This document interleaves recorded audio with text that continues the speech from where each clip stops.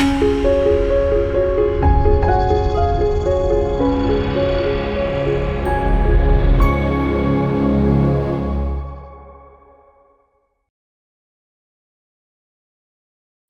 మాత్రం. నేను మీ journalist Navata. Welcome to R voice.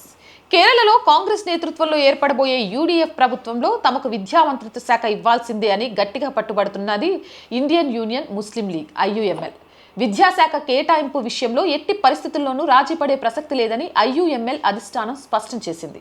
IUML senior నాయకుడు కేఎం షాజీ ప్రకారం గత యూడీఎఫ్ ప్రభుత్వాల హయాంలో తాము నిర్వహించిన విద్యాశాఖను ఈసారి కూడా తమకే కేటాయించాలని పార్టీ పట్టుబడుతోంది. ఈసారి కేవలం విద్యాశాఖను పొందడమే కాకుండా సాధారణ విద్య మరియు ఉన్నత విద్యా విభాగాలను కూడా కలిపి ఒకే మంత్రిత్వ శాఖగా మార్చాలని వారు ప్రతిపాదించారు. కేరళలో విద్యాశాఖ మరియు ఏయుఎంఎల్ మధ్య విడదీయరాని సంబంధం ఉంది. 1967లో సిహెచ్ మహమ్మద్ కోయా నుండి ప్రారంభించి 2011-16 మధ్య పీకే అబ్దురబ్ వరకు వరుసగా లీగ్ నాయకులు ఈ శాఖను నిర్వహించారు. అయితే ప్రతిసారి విద్యాశాఖ నిర్వహణ వివాదాలకు మతపరమైన ఆరోపణలను కేంద్ర బిందువుగా మారుతూనే ఉంది. బహుశా అందుకేనేమో కాంగ్రెస్ విద్యాశాఖను తమకు ఉంచుకోవాలి అని అనుకుంది. కానీ ముస్లిం లీగ్ మాత్రం విద్యాశాఖ విషయంలో రాజీ పడే ప్రసక్తే లేదు అని తేల్చి చెప్పింది. 1947లో దేశానికి స్వతంత్రం వచ్చిన దగ్గర నుంచి ఇదే పద్ధతి. నెహ్రూ గారు 16 సంవత్సరాల పాలనా కాలంలో పనిచేసిన విద్యాశాఖ మంత్రులు ఎవరో తెలుసా? అబుల్ కలాం ఆజాద్, కలూలాల్ శ్రీమాలి, హుమాయూన్ కబీర్, మొహమ్మద్ అలీం కరీం చాంగ్లా. ఇక ఇందిరాకాలంలో చేసిన వారు మొహమ్మద్ అలీ కరీం చాంగ్లా, ఫక్రుద్దీన్ అలీ అహ్మద్, సయ్యద్ నూరుల్ హసన్, వీరు కాక త్రిగుణ్ సేన్, వికేఆర్వి రావ్, ఎస్ఎస్ రే, శంకర్నాథ్ కూడా చేశారు. కానీ నెహ్రూ మరియు ఇందిరా పాలన మొత్తంలో సగం కంటే ఎక్కువ కాలం విద్యాశాఖ ముస్లిం చేతిలోనే ఉంది. భవిష్యత్తులో దేశ పౌరులుగా బాధ్యతలు నిర్వహించే విద్యార్థులను తీర్చిదిద్దే బాధ్యత విద్యాశాఖది. అటువంటి విద్యాశాఖ శక్తిని లేక విలువను మెజారిటీ జనాభాకు చెందిన హిందూ రాజకీయ నాయకులు గుర్తించలేదు.